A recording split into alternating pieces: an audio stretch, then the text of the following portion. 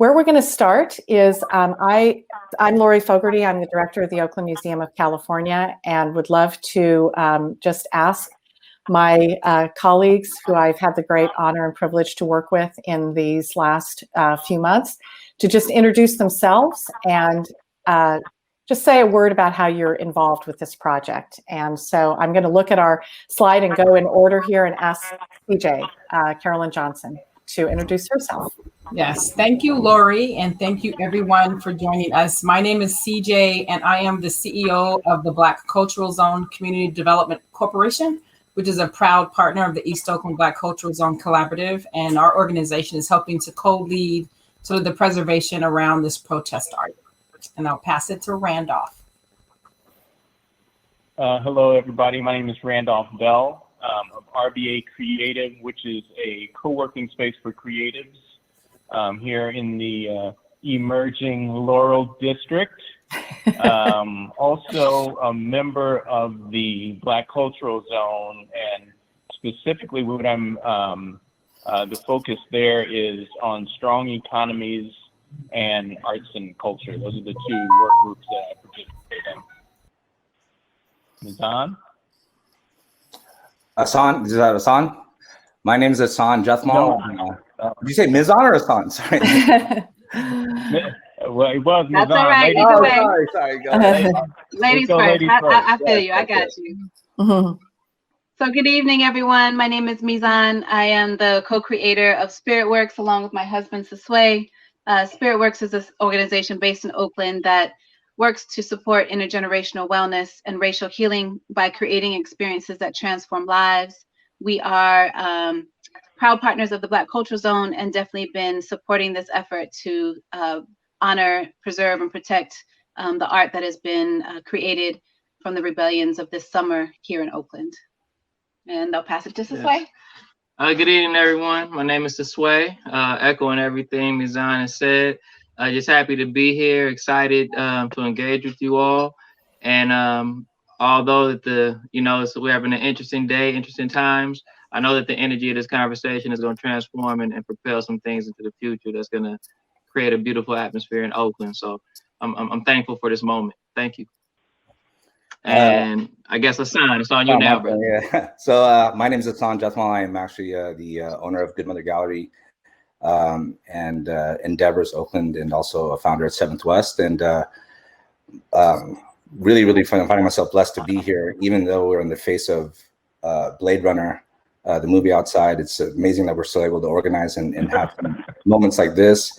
And I'm just here to tell my part of my experience on the ground with the artists, like kind of elbow to elbow and being a voice for them.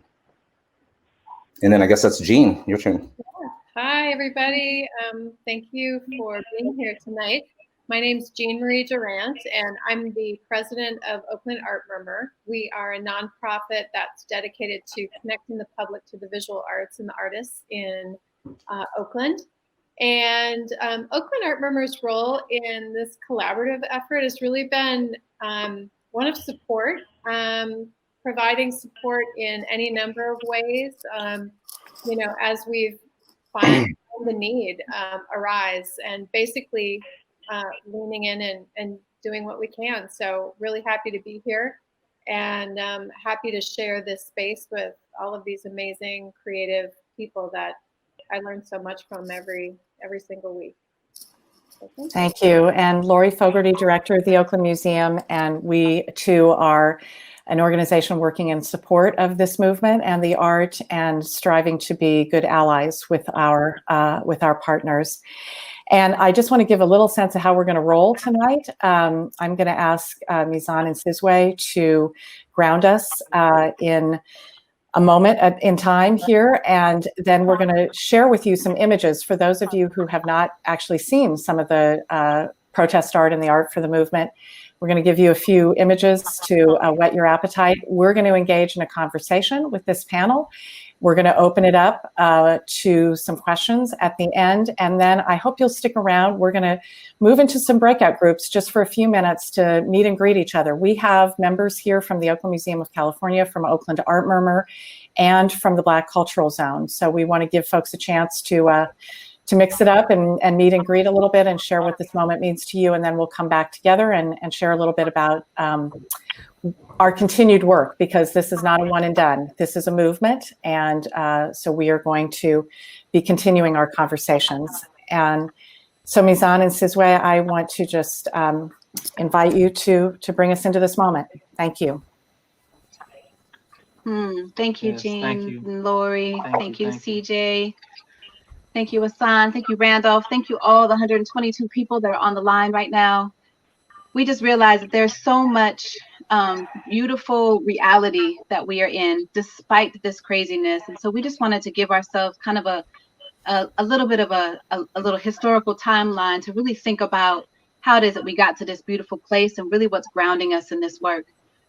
And so if we can go to the next slide, we just recognize that this energy of rebellion is real. This energy of resistance to oppression is real. And so we know that there's a legacy that folks have been fighting since we been in this country, that there's been a legacy of resistance to oppression. And so, you know, we think about last year marked 400 years since the first enslaved Africans were brought to the U.S. shores in 1619. And so there's been a legacy since that moment that have passed us through. And so what you're seeing on your screen right now is just a little bit of some of the rebellions of those enslaved Africans that resisted their oppression, that wanted freedom, that wanted goodness in the world, that wanted their children and families to be able to be together, that wanted to be able to breathe good, fresh air. And we know that feeling right now in our hearts and minds. And so as we go to the next slide, we also think about how it is that we honor the coalitions that existed. Here's a picture of John Brown and the relationship that John Brown had to really wanting to overthrow and be as an abolitionist to really resist the legacy of slavery and the system of slavery. And so as our brothers and sisters from across the world really wanted to understand that, we know that there's a legacy of that collaboration and coalition that exists. And as we go to the next slide, we see that even as time goes, it's almost like every generation has a little way that they're able to really, there's things that rise up, there's things that bubble up. And so in the early part of the 1919, 1920s, 1918 to 1921 was a real time and era within the U.S. history of racial terrorism. Here you see a map of the U.S. around some of the major race riots and major lynchings that happened in the Red Summer of 1919. But we recognize that this is, you know, kind of a legacy of resistance. And even down in the corner, you see what used to be a thriving Black town in Tulsa, Oklahoma, what was burned to the ground in the midst of a race riot, basically.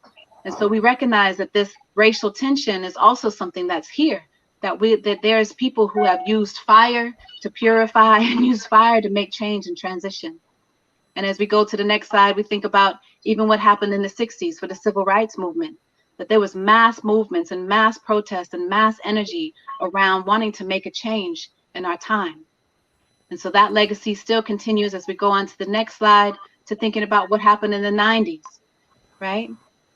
Some of y'all may remember the 90s, you know, and the LA rebellions that happened with, there's a lot. And so I take a pause and I take a breath, because we realize that now, where we are right now in this day and age, where brothers and sisters are talking about how they can't breathe, how we really want to take a breath for those who couldn't, how we want to take a breath to really pull in that spirit of rebellion, that spirit of resistance, that spirit of really wanting to honor justice in whatever way and shape and form that we see. So as we go to the next slide, and our final slide for this kind of historical grounding, we just have this opportunity, as we've looked at our past, oftentimes we're looking towards the future of what's going to happen next, what's going to happen with this election, what's going to happen with COVID-19, what's going to happen with these fires, what's going to happen with our air, what is going to happen. But what we know in this very beautiful reality is that there is power in this present moment right now. And so I'm going to ask y'all to just take a deep breath in and exhale fully. And another beautiful deep breath in, just feeling this moment right now. And exhaling fully. And as you're feeling this moment, maybe notice the feet beneath you or the seat beneath you, whatever is supporting you and holding you right now. And just notice that and breathe as deeply as you can.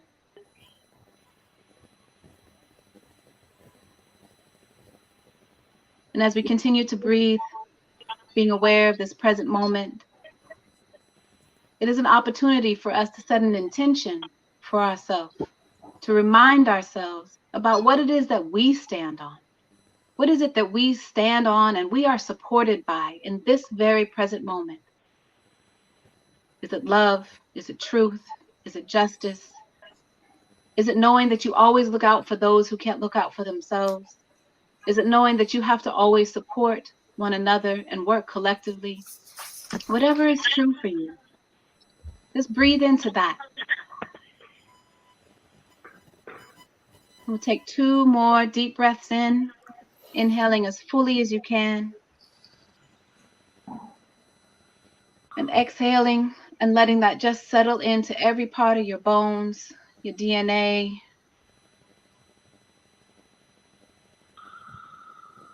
And 1 more deep breath in, reminded that we breathe in this moment for those who couldn't.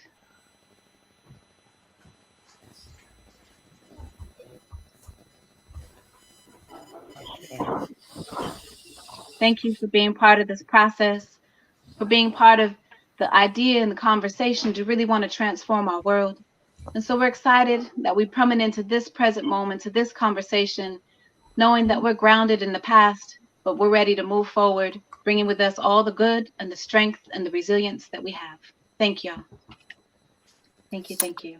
Thank you. Thank you, Mizan. Thank you, everybody, for bringing us into this moment in a very powerful way. And now I think we are going to kind of do a rapid fire review of these images. And just for folks who may not have seen the incredible artwork that is happening on the streets of Oakland, we're just going to ask you to, David, if you want to just start to go through these slides. And I just want to ask any of my fellow panelists, if you are moved to say anything about any of these works, please just chime in. And otherwise, we'll just kind of go through them quickly to give you a sense of the breadth and the scope of this work.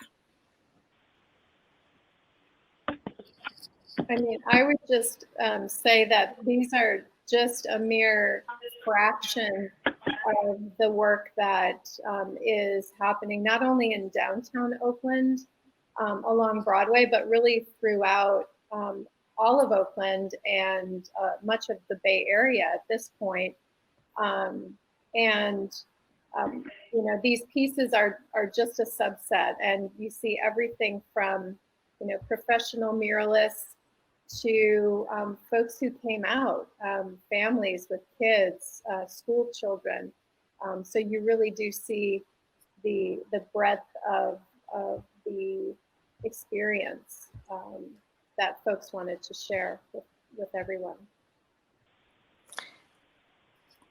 I think I saw a question too about crediting the artists. We don't have on this presentation all of the credit lines for the artists, but we are very conscious of wanting to acknowledge and credit that even in the invitation. And I will say the beautiful Art for the Movement logo that you're seeing on the left-hand corner, Mizan designed, and it includes work. This is a work that's featured in the logo, and we have on the invitation credited all of the artists there. So I appreciate that question about acknowledging and crediting the artists in this moment too, and we'll hear in just a minute from one of them. So as we keep going through the art, I'm going to actually begin our conversation, and it's a perfect place to begin because I'm actually going to start with an artist and want to acknowledge that voice first and foremost. So Asan, I just want to kind of throw out to you, I've heard the phrase that artists are first responders or second responders in this moment of cultural transformation. And I'd love to hear from you. Just how would you describe being out on the street in the moment when this work began, and what did that feel like, and what called you to come out and paint? Well, I would like to actually state real quickly that I own an art gallery, and I do represent a lot of artists. I don't actually paint myself. However, saying that, this movement kind of, allowed me to channel a lot of opportunities for artists in our community, especially artists for the gallery, and mainly artists of Black and brown color, like that we were. It was amazing just to see how the artists actually decide, because I personally was not surprised. I mean, it's an Oakland thing.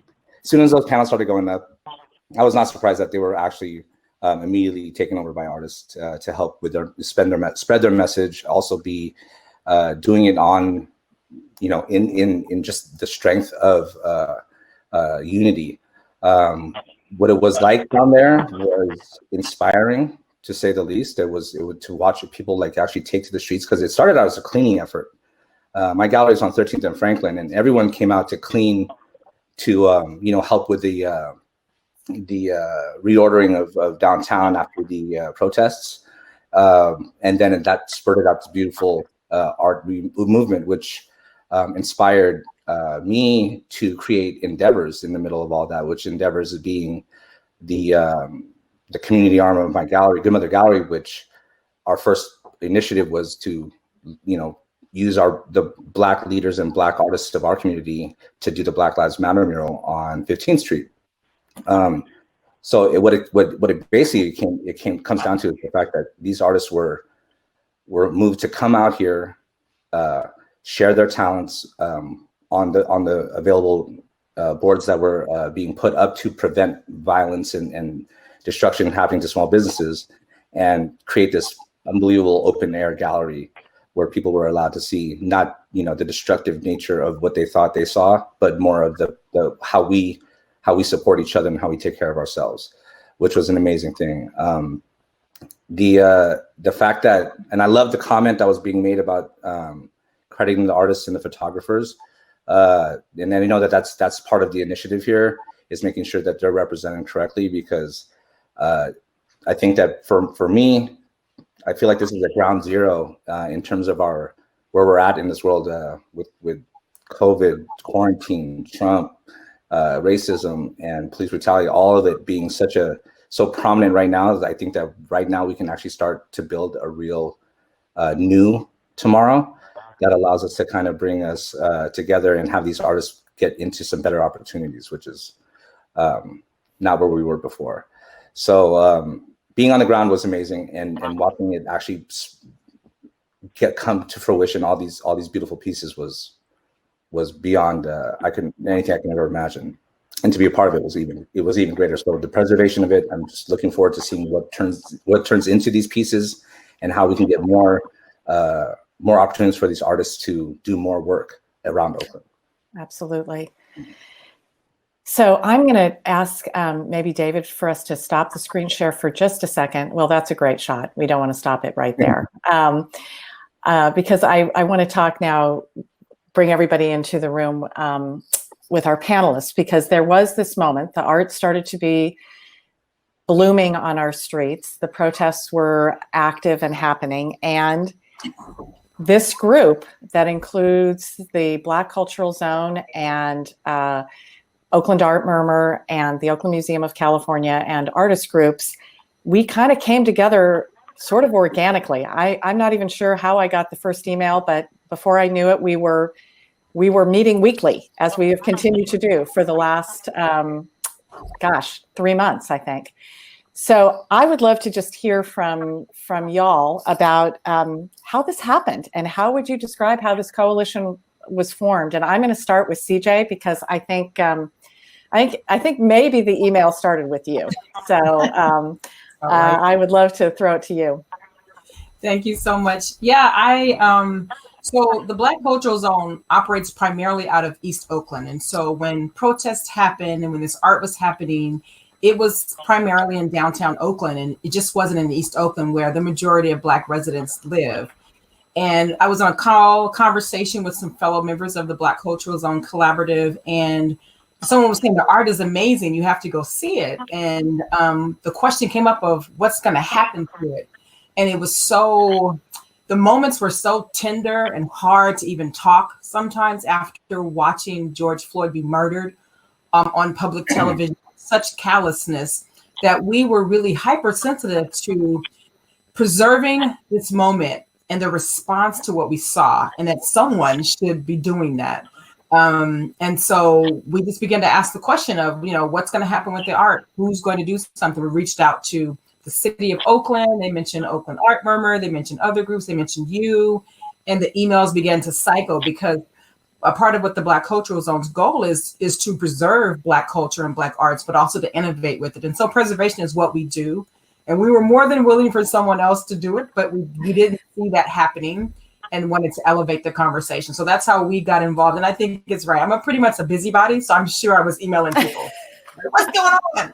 So that's my take of it. And I'd love to have Randolph and Mizan and Sidway kind of share just how they went into it. For me, right, I always say this, like I'm my husband and father of two girls, so I generally just do what I'm told. But when it was the pace of the artwork going up downtown was absolutely incredible, right? So from the time the protest started to the time where these things got boarded up, and just the pace of the artwork going up was really, really mind-boggling. And so we started talking, and we really felt that it needed to be a Black-led organization that led the conversation around this work.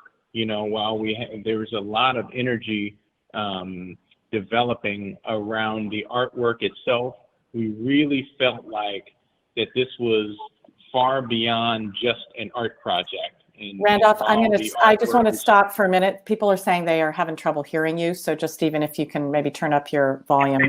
Sorry about that. I don't mean to interrupt. How about now? Oh, how about now? That's better. Thank you. Okay. So we really felt like it needed to be a Black-led organization, because we wanted to make sure, and as Lori said a little earlier, it's more than this moment, it's really about the movement. And so, how could we keep this movement going? And then once, we saw the energy that was developing around this thing, we also really felt like that we didn't need to own this effort, right? And so it's not our effort. It's not the effort, but it is our effort. And so we started coming together, and then the different organizations that we were talking to and the different artists that we were talking to, they too thought that it made sense, kind of for us to move forward in this way. And then that coalition just started growing and growing, because they understood what we were trying to do. And it was a very artist-centric kind of effort that we were trying to pursue. Again, making sure that the art was held up, that it was documented and it was preserved. And it was just great having, one, the museum on board, because that's what they do. And two, this broad range of not only Black-led organizations, but ally organizations. And so, and I think everybody kind of really felt really the value, in that coalition between the museum, between Oakland Art Murmur, Endeavors, Betty Ono, the Black Cultural Zone. It really just felt right. And so, not that we didn't already have 9 jobs each anyway, but this like really became a new job for us. Like, we're meeting, really, most of us are meeting several times a week on this to make it, really, and Lori and the group will talk about kind of future plans moving forward. Yeah, and Sizwe and Mizan, you guys were so instrumental in kind of connecting our coalition to the artists community. Love to hear you share your perspective on that too. Sure. So we've definitely been honored to be part of this process. There are so many really beautiful souls and spirits and people and artists that have really been wanting to, like I say, transform and really bring life to the messages around how this movement is essential to the work, and really transforming our world. And so we have been able to host a number of different calls with artists, both a number of calls with Black artists, as well as with allies, white and POC artists that are in the movement and in this work. And it's just really been an honor, actually, to just really connect in this way. You know, Siswe and I are both artists in our own right, but this has been a different kind of stretch of our way in which, you know, we are intentionally organizing within artist community. And so, you know, our work has been a lot around organizing, a lot around youth development, a lot around doing our own work and our own transformative work within communities, as you know, doing workshops and professional development and so many things. So it's really nice for us to be able to bridge being intentional about the role of Black artists in particular in this work. And so we've been really, I see a lot of the folks are actually on the line. Seven is here, Chemist is here. There's a lot of beautiful folks that are here that have contributed to this work, who are really engaged in the movement around organizing Black artists to be central to this conversation. Yeah, and I think my role in particular this time around, you know, not to, you know, many hands make the load light, and not trying to, you know, put too many cooks in the kitchen. So I just tried to get in my lane and support. Really, we were having some concerns around where the art would go once it was being taken down, and a lot of the art was being taken down at a rate that became overwhelming. So I suggested to the collective that we could house everything at the Eastmont, where we have the Sankofa Center. We have a space there. We could hold the panels there. We could get in contact with the artists and kind of just regroup and recollect, and, you know, re-strategize how we want to move as far as just honoring our intentions with this whole collective. And then, you know, from there, spawn conversations around potentially a larger exhibit where we could showcase the art at Eastmont Mall in accordance with the Sankofa project, which is a living timeline of African history that brings you all the way to present day. So similar to the experience that we had in the grounding, we were thinking it would be powerful to just try to merge both ideas and you know, start in a certain place in time and end up in present day, just to kind of see all of the resilience, the joy, the ritual, as well as the oppression, but how we were able to transform and become the people that we are in this moment. And I think as far as Spearitwurx is concerned, it was a beautiful fit to create powerful spaces. And I think that's kind of what Mizan is speaking to, like just creating powerful spaces for people to engage and be able to experience transformation. So it's just a great opportunity for us. Give thanks. Thank you. And then there is our Energizer Bunny, Jean. So I would love, I mean, you know, I think you kickstarted us all in such a powerful way around the sheer energy of your organizational skills. So I would love to have you share kind of how you came into all of this. Yeah, you know, Oakland is such a creatively connected community, and there are so many artists and art supporters here that our community reached out to Art Murmur through our website, through email, almost immediately, like on the 31st of May, and then immediately following. And there was this huge outpouring of requests, and I would even say demands, really, to say, what are you doing about this? You need to preserve this artwork. This is so important. This is critical to document this moment. And so from there, it was really about, you know, who else is hearing this, and reached out to Lori. I got connected to CJ, I think, through a web of conversation. There were just so many people and even Asan working on parallel paths.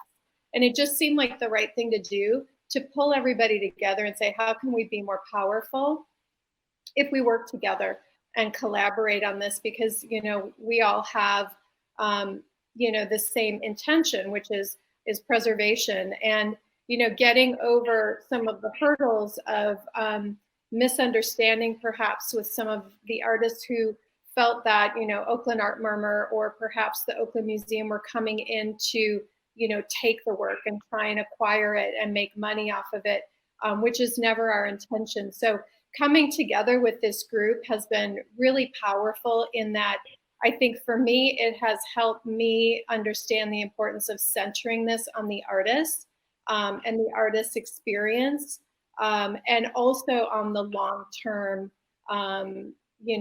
way that the work can be used with the artist's permission to create ways to have conversations. So for me, here we are 3 months later and, still plenty of work ahead of us. But, just so happy to be with this group. It feels like this is the group that can get it done and make sure that, we meet these goals, these lofty goals that we all have. Yeah, and I would say it's, similarly, the museum, a lot of folks reached out to us, members, elected officials, about how we could play a role. And this has been such an incredible learning experience for me. And I think where it began, and this is where I think we'll segue and maybe share the screen again, because one of the first things we did, even as we were trying to figure out the logistics and how we could make sure we contacted artists and property owners, and thank goodness that Mizan and Sizwe had the space at the Eastmont Mall that could accept him, and the museum staff kicked into gear to help transport. We actually, one of the first things we did was put together guiding principles. And I want to say that every person on this call really contributed to that. So maybe David, if you would mind sharing the presentation, because we started with guiding principles, and I think this is for us. I will speak. I don't want to speak for the whole group. I will say for me, this was so important because it really focused our work not just on the art, and the art is so important, but it's also about art in the service of a movement. And so, yeah, I think they should be on the next slide about our principles. And I think maybe I would invite, I give a lot of credit to forming these to Randolph. So I wanted to see if Randolph, you might feel like you want to start, and maybe we just go through this and folks chime in and read a principle if you are so moved. Sure. Our first goal was documenting this artwork to elevate the work as a backdrop of the movement towards truth, justice, equity, and transformation. Next slide.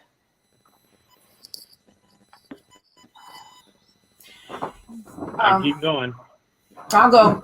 I don't know if I'm going to do a bullet pointer or not. Guiding principles. So we are not owners or arbiters of these artworks.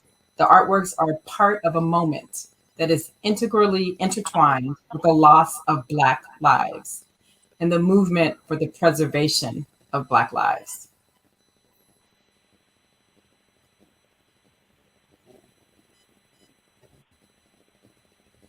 I'll take one. Every effort will be made to identify and contact the artist in order to secure their support for the preservation, documentation, and presentation effort. And then we can go to the next one. This effort will incorporate employment and training opportunities for Black people, as well as supporting young people in their development of their skills for this work. And then Sizwe, you want to do the next one? I got the next one. This effort provides an opportunity to create a sustained, multi-dimensional collaboration across the city and a platform for conversation and dialogue in a safe space. These actions Just 'cause I'm on.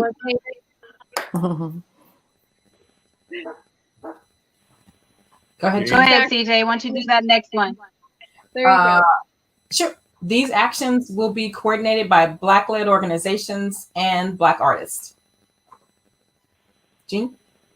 Okay, the collaboration coming together to support this effort respects the work of the artists and invites them to join this coalition.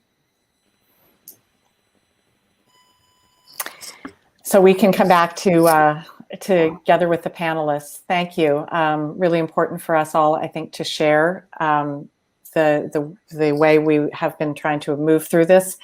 And just a kind of quick logistical question, and CJ, I might throw this one to you, which is, I do know that, a lot of the focus of our work has been, and the first priority was kind of logistical and trying to make sure that the murals weren't moved or destroyed without documentation or attempts to preserve them. And maybe just say a word about kind of where we are on that process now. Sure. Yes. So, from the beginning, there was artwork everywhere in many locations. We weren't necessarily sure who did what, who owned what building was on it, what the property owner was, who thought they owned it, etc. So we spent time trying to identify, and there were many, many sources, including Hassan, who's been very helpful in knowing who the artists were. And so we gathered from various ways, sort of all of the art that we believe was done, not just in downtown Oakland, but in other parts, and are doing our best now to label who the team was that created it. Who the building owner might be, who the business owner might be as well. And we are, I would say, 90% there with various lists to being able to say that we at least are able to identify what we know and what we don't know. Which is good. It's been great and Herculean effort, especially with BCZ and project management and volunteers through Art Murmur. So thank you for that. So just a couple of last questions for our panelists, and then I think we'll open it up to folks on the call with us. I definitely remember the call when, actually, I think I'm going to credit Sizwe for saying some of this, or for sharing this thought, which is that this coalition that's been this bridge between the Black Cultural Zone, Oakland Art Murmur, and the Oakland Museum of California, and I will say there have been really other important allies, artist groups, artists collectives. The city of Oakland has been involved with this too, property owners and business collectives that have been part of this.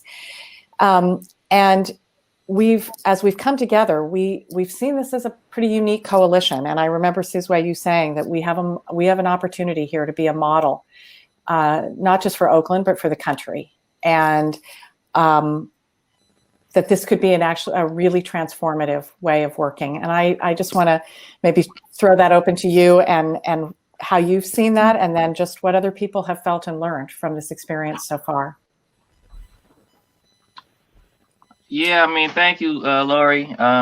Just really letting Spirit speak through me at that moment, probably in one of our conversations. I just know the art is always a vehicle for us to get to the real medicine. And for me, I feel like the medicine is the dialogue, conversation, the reflection, and that mirror, that lens. I think a lot of this artwork has been a mirror for our city as well as the nation.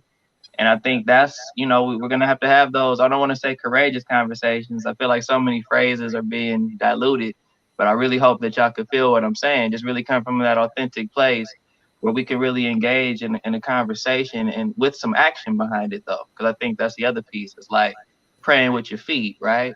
Like you put your prayers out there, but you still have to move towards your prayer. You still have to have motion towards what you're trying to achieve. So that's really what I'm excited about around this whole opportunity that we have together. And I'm hoping that really across the whole city, Oakland, I'm seeing school districts, yes, institutions, yes, whoever would like to engage and really stand with us. I think that's really what we're asking, like stand with us in solidarity as we really try to really take this situation head on and not scapegoat side to side. The scab has been ripped off in America.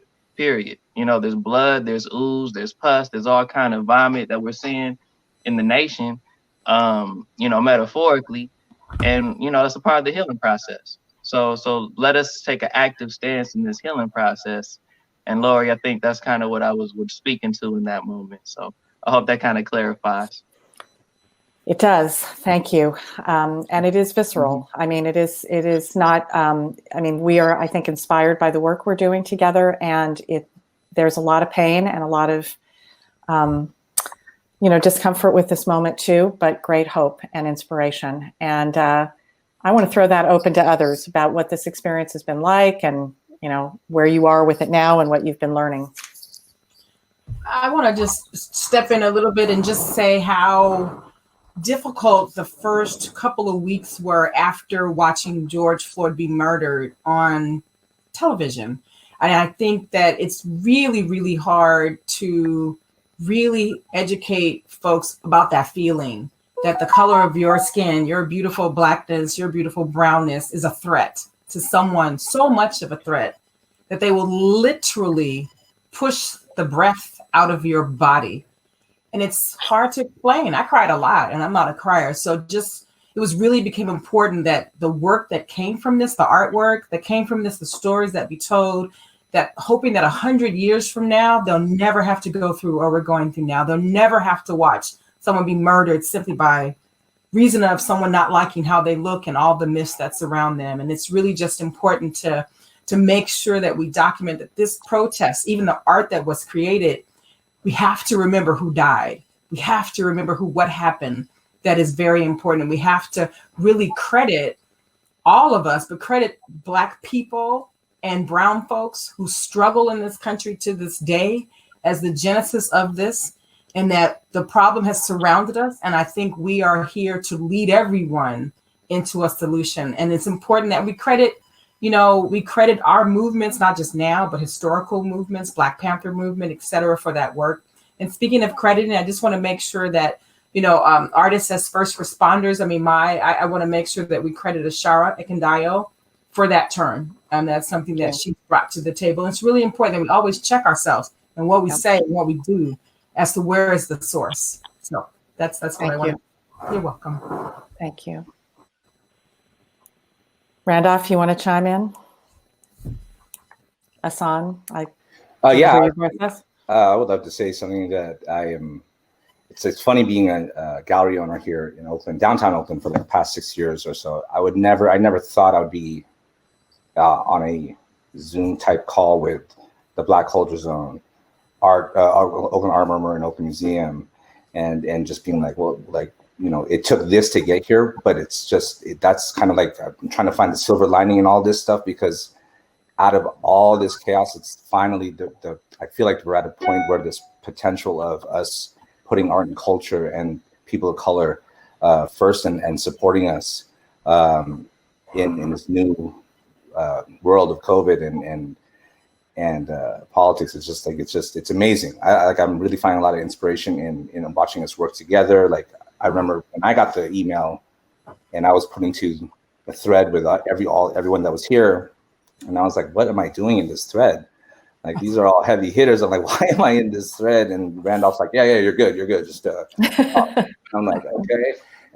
But yeah, it's like, it takes a village, right? It takes all of us to actually to recognize the problem, and actually it takes people like us to actually make movements and praying with our feet and actually have solutions. Because yeah, I definitely am like, we had Michael Brown and we had a real moment there where it was very similar to this, but then everyone remembered, oh wait, I live in the Bay Area, and they forgot all about it. And so like now with COVID, I think there's a time where we maybe have a chance to really not forget what's happening and what's happened, and let's really make something beautiful out of it, and really start supporting the people that need support. So it's, I tend to always try to find a positive outlook out of everything, just because it's what makes me tick. But that's what I feel, and so it's beautiful to see this come together. Thank you. Thank you for that, Asan.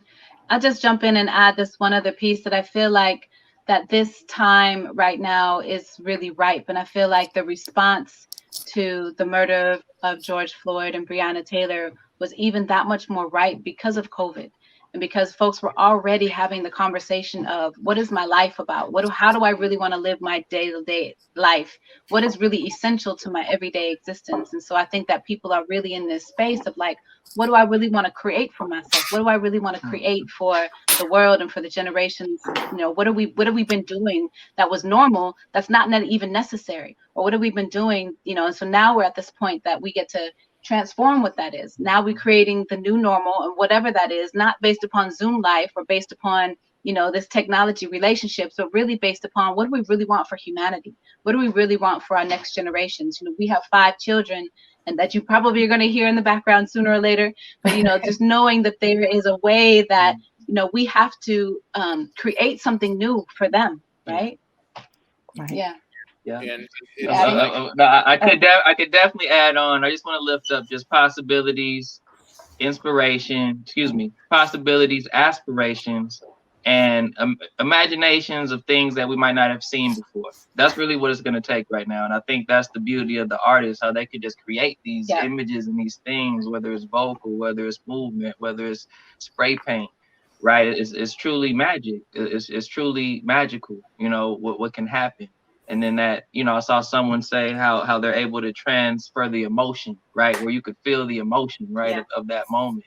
That's to me one of the powerful roles of an artist. So it's just an honor. It's just really an honor. You know, I'm just grateful to be a part of it. So it's a creator's world. It's a creator's world right now for sure. Yeah, and for me, like life for me often comes down to opportunity, timing, and collective action, right? Really individual action as well as collective action. And I think right now, and a lot of people are feeling like this is an inflection point. It's also like a convergence. You know, we've got the social distress, we've got this health concern, the political environment is absolutely ridiculous. And then on top of that, the sky is falling. You know what I mean? And so as artists, you know, I've been an artist, you know, most of my 52 years. And I've always known that, you know, artists make something out of nothing, right? That's what we do. And then we also take something and make more, right? And so as we all come together, you know, I'm really excited about kind of the ongoing conversations that we can have since the energy is up. And I said it in a meeting the other day, as long as people are getting shot, you know, like we're going to have to continue to have this conversation. And it just so happened that, you know, like the day before or something like that, you know, it happened again. It's been an opportunity for us to create, you know, Black and ally group conversations. It's been an opportunity to have Black and brown conversations, Asian and brown conversations. That's just been an opportunity that we cannot squander. And then I was reading some of the comments, you know, like you should do this, you should do this. And, you know, a lot of that stuff is going to happen. You know, I see these things, you know, ultimately permanently fostered, you know, at locations, you know, all around the city. But I think, again, and it's in the principles that, you know, this art has to be the backdrop, you know, for these conversations that we have to kind of heal our communities. Jean, I want to give you a word here too. I mean, I just listened to everybody. I feel like it's just been an amazing experience for me personally. You know, just the wisdom of this group has been amazing for me to internalize and help me think differently. And I also appreciate that, like everybody said, I believe that this is a model of how arts and community organizations must collaborate and must come together to have a larger positive and widespread impact. You know, I'll just leave it at it's a time to think expansively for all of us about what we want the creative community to look like here in Oakland, and then, you know, put some of those ideas into practice. And, you know, the only way that we're going to be able to work through so many of the issues that we're seeing, political, social, climate-based, is by working together. So I really do believe that this is a model of how we need to move ahead. Thank you all. I will just very quickly add, it has been a transformative experience for me personally. And, you know, I work in a large institution that has a lot of work to do internally. And so I see this work as inside out and outside in. And the great learnings that I'm getting from being part of this partnership and coalition are ones that we will take back and be part of our institutional transformation as well. So we have some questions, I think, from folks on the call, and I think we're going to take a few questions. I'm calling an audible here with some input from my colleagues that I think will do some questions, and then we do want to share with you, this is not a one and done. We have some future programs planned.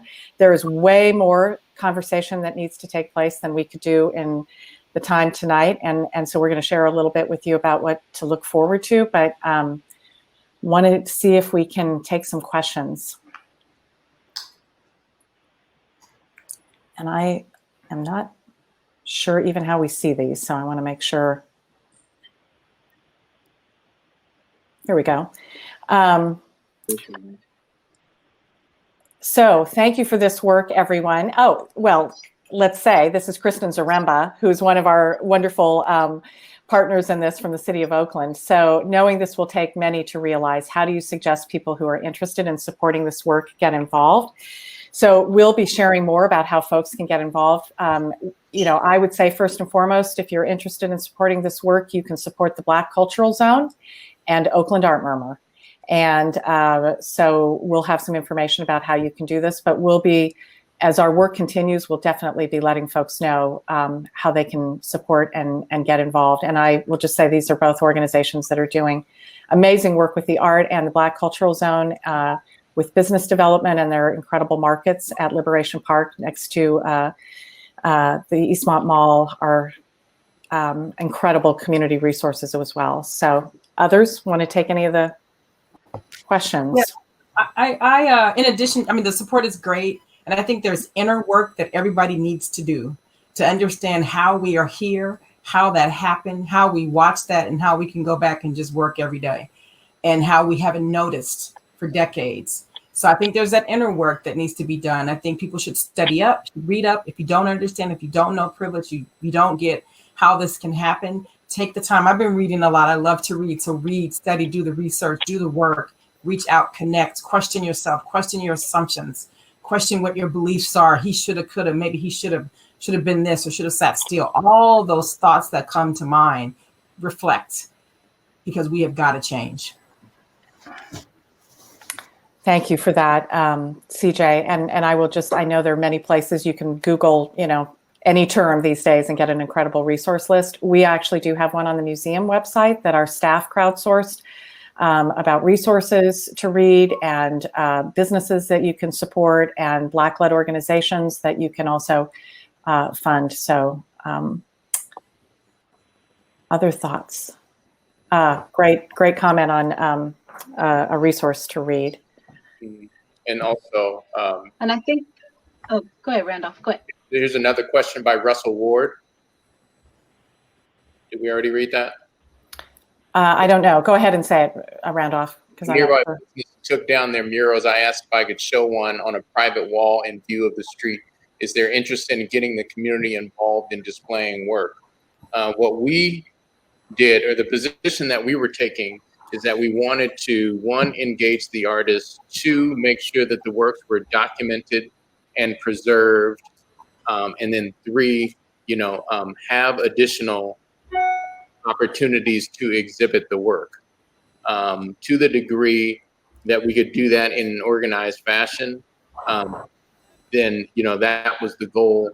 The other goal was to leave the artwork in display where it should be for as long as possible, right? Because that's where it needs to be. It needs to be seen. It does not need to be stored.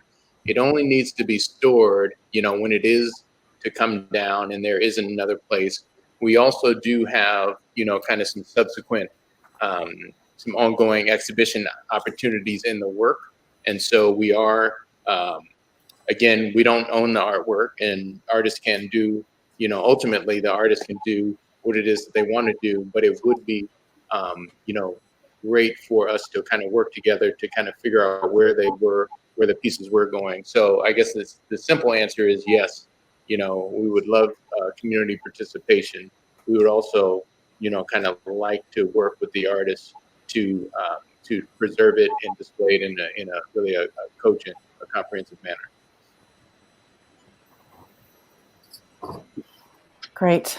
And then I saw, okay, yeah, I see it just popped up on the screen. I hope that the Oakland City elected officials would be a part of this conversation. Were they invited?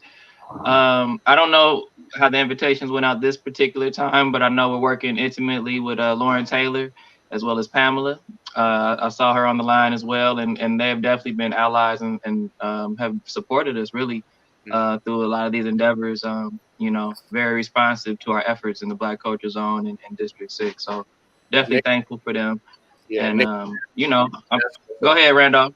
Nikki Bass also, she was there because many of the pieces happened in Chinatown, which is her district.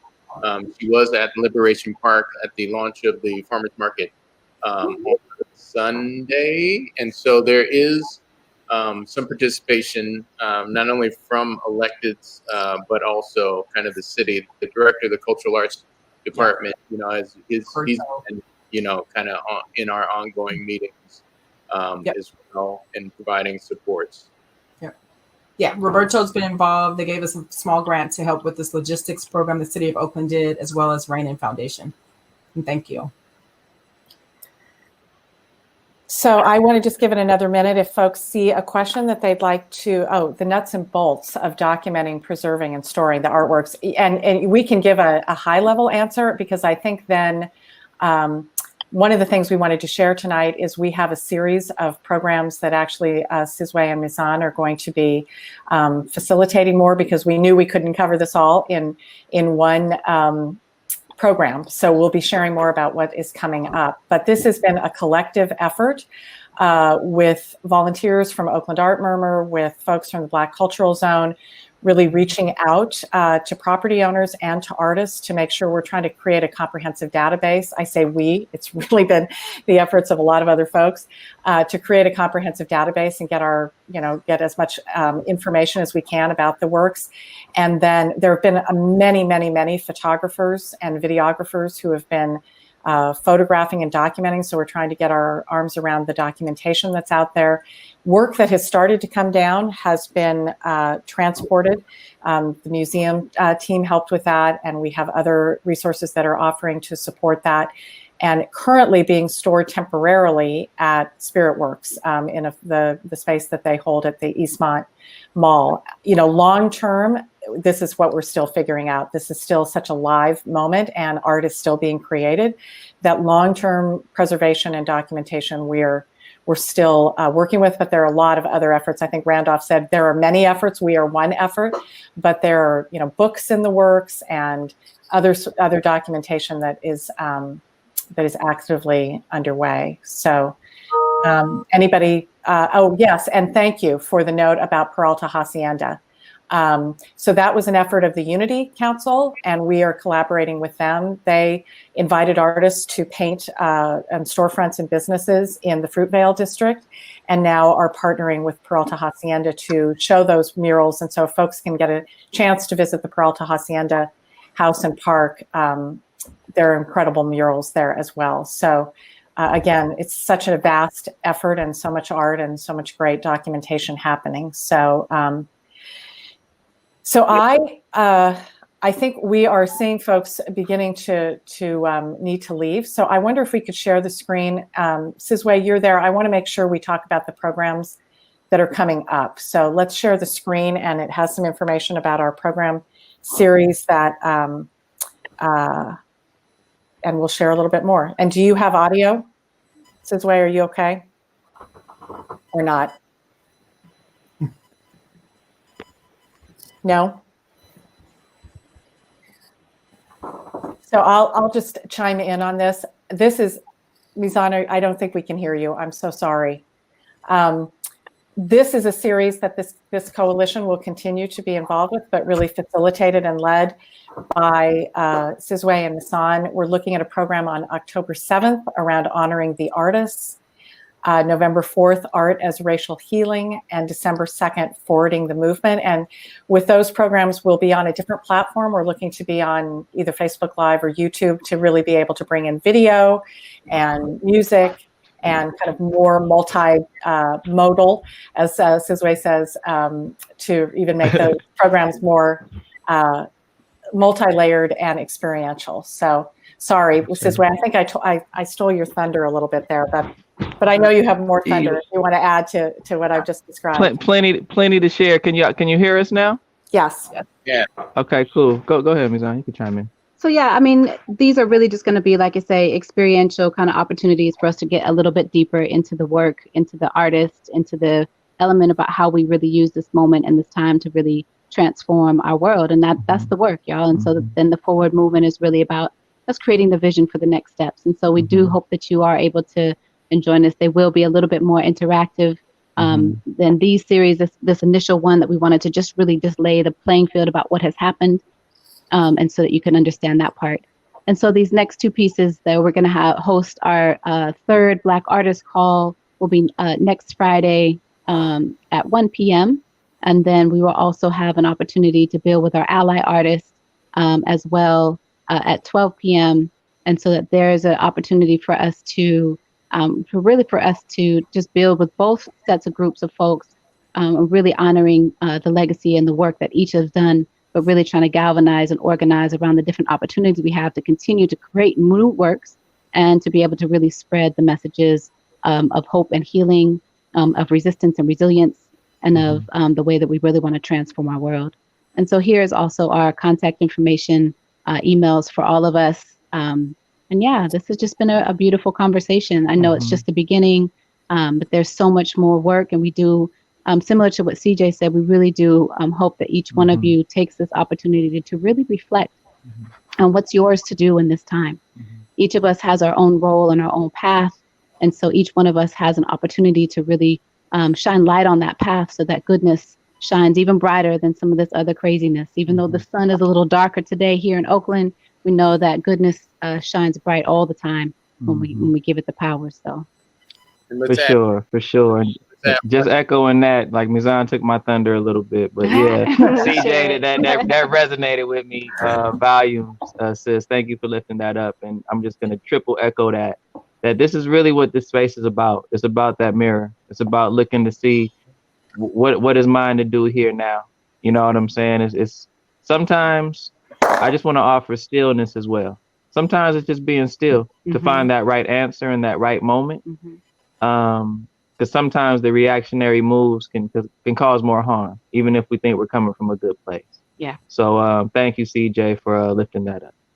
And I'm passing it. Let's ask one more contact information to that previous list. Let's add info at Endeavors Oakland. And that would be Hassan's. Yeah. So add info at Endeavors Oakland. And I'll put it in the, I think that's right. Endeavors. Yeah, forgive me for that leaving that out, Hassan. Bless you. And really, actually, I know some folks have asked about digital, where to see these things online. I know that there's many different resources, and Endeavors Oakland is definitely one of those sites that's beginning to capture some of these different pieces as well. So and we can share out in the follow-up that we'll do to this some of the places where you can see more of the images online. There are a lot of great websites that are sharing that have documented this. So with that, I just want to express huge gratitude to Hassan, to CJ, to Randolph, to Jean, to Sizwe, and Misan for being part of this. As we've said, this is just the start of the conversation. This is a movement. The work begins inside and goes out, and we honor the people whose lives have lost and whose memories we lift up with this art and with our work. So thank you all. Yeah. Have a good night. Thank If you it is all. night, Be we don't well. know what time of day it is, but whatever it is, have a good night. Thank